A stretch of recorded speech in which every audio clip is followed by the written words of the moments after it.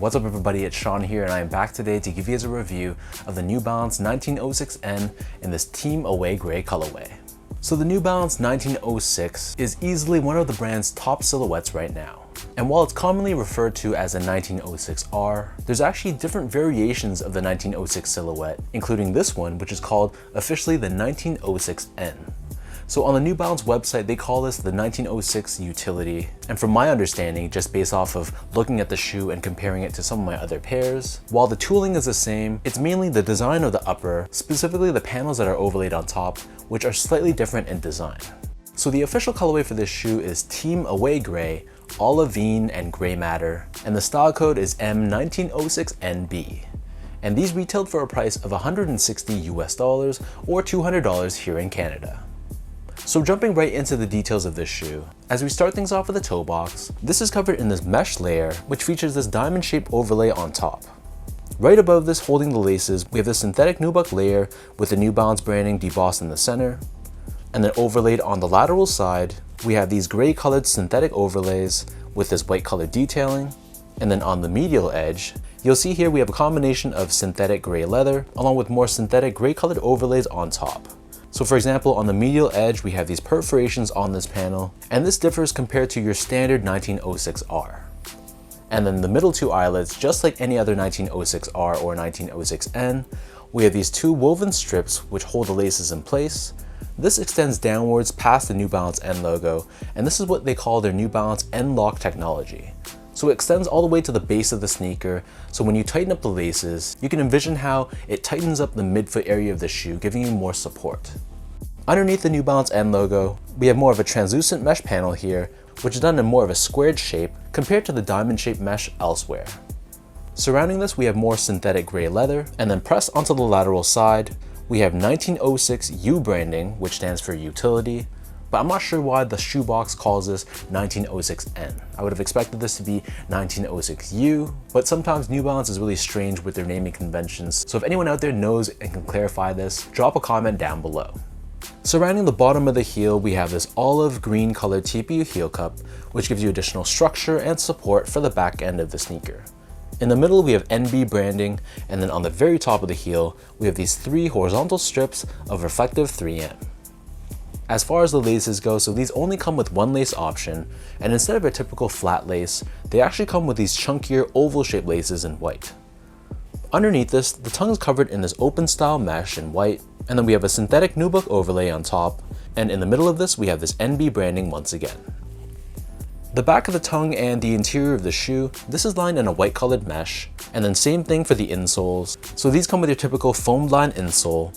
It's mesh lined on top, and we have New Balance branding pressed onto the heel. So the upper of the shoe sits atop this midsole, which is constructed out of a mix of New Balance's Absorb and Absorb SBS technologies. So this is painted in three tones. We have more of a brown shade on the lateral forefoot, more of a beige underneath this, and gray on the heel. And in addition, we also have New Balance's Energy technology, which is visible with these gel-like pillars on the lateral heel, and this helps with impact protection and shock absorption.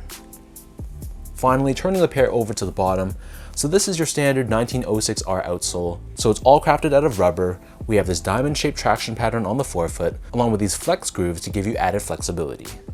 And then underneath this, we have this gray colored TPU shank plate, which is what New Balance calls their stability web technology, and this is there to help with torsional rigidity, midfoot support, and to help prevent the shoe from twisting when you're walking or running. So that breaks down the look and the construction of this pair. And for those wondering about how these fit, so I actually found these to run a little bit roomier than a typical 1906R. My foot measures as a true size 10, slightly on the wider side. I almost always go with a size 10 in the 1906R, 2002R, 860 V2. However, for this specific pair, I found that they ran a little bit longer than usual. I don't know if it's long enough that I'd want to go half size down, but I am curious to try a 9.5 just to see how they would fit. But wearing these in my true size, there was about a thumb's width space between the top of the shoe and the top of my toe, whereas for my other pairs, there's usually only about an index finger's width space at the edge of the shoe. So if you have a narrow or normal width foot and you like an exact snug one-to-one fit, I feel like you could go a half size down, but if you don't want to risk it, or if you have a wider foot, then just stick true to size. To give you guys a point of comparison, I usually go a half size down to a 9.5 in a lot of made in USA silhouettes like the 992, 993, the 990 V3, V4, V5, and V6. Whereas I also stick true to size or a size 10 in a lot of made in UK models like the 991, 1500, and the 1530. Moving on to the comfort, so despite the fact that they run a little bit longer, the comfort of the shoe is pretty much the same. The 1906R is an extremely comfortable sneaker in my opinion. It's a very balanced sneaker. There's some level of squishiness and softness to it, but generally speaking, it's a pretty supportive shoe. This is just one of those models I can wear if I'm gonna go on vacation, for example, or if I'm gonna be on my feet for many hours. It's not gonna be as soft or as bouncy as like a 990 V6, but for a more affordable model, I think this is a very comfortable shoe. Finally, in terms of the quality and the craftsmanship, so first off, the material quality was really nothing special. This is kind of typical with the 1906R model. You usually find more synthetic materials on this shoe, so it's really common to see synthetic leathers and a lot of meshes and fuses on this model as opposed to having genuine leathers and suedes. So in that respect, I wasn't surprised at the material quality. At this point, it kind of is what it is. But from a build standpoint, I was totally fine with this pair. The panels were consistent, the stitch job was good, no major glue stains on this shoe, so at least for my specific pair, I had no major problems about the build at all.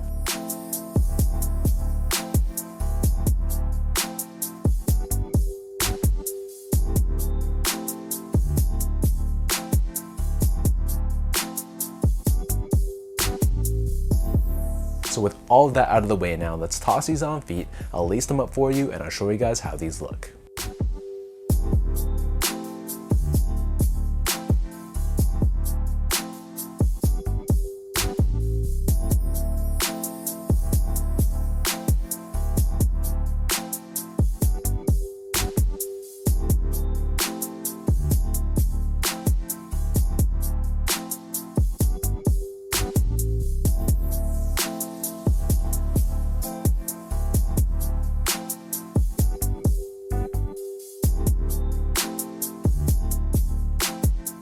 All in all, I don't really see too many noticeable differences with this 1906N as opposed to your typical 1906R.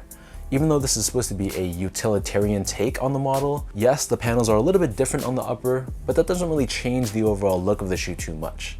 At the heart of it all, to me, it's still a 1906, and I'm totally fine with the nylon and mesh panels. It pretty much comes down to whether or not you like the color choices for this shoe. To me, I think this is a great colorway.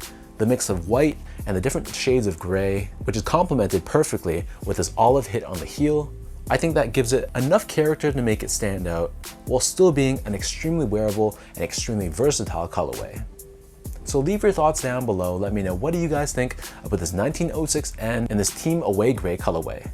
For anyone watching, has this pair caught your eye? Are you waiting for these to potentially go on sale down the road? Or just not really your thing and this was an easy pass for you? As usual, if you guys enjoyed this review, be sure to like, comment, and subscribe to my channel if you haven't yet. You can follow me on Instagram at esco8, check me out on X at sean.go spelt out, and visit my website as well at seango.ca. So thank you so much for watching. Hopefully you guys enjoyed this review and hopefully it helped you in some way. Appreciate the continued love and support, and I'll catch all of you in my next video.